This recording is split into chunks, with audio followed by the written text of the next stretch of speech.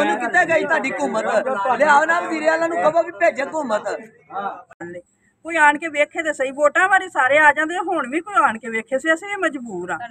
उन्हें साडे बच्चे इन्ने बीमार होए ने उन्हां दा कोई हाल नहीं है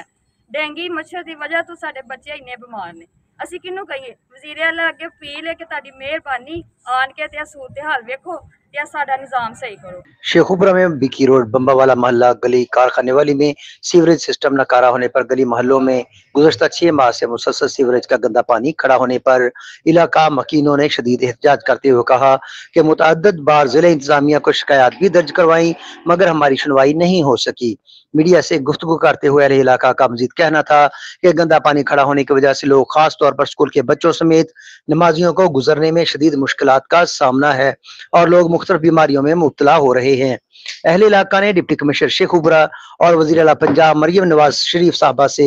मसले को फौरी तौर पर हल करने का मुतालबा किया है।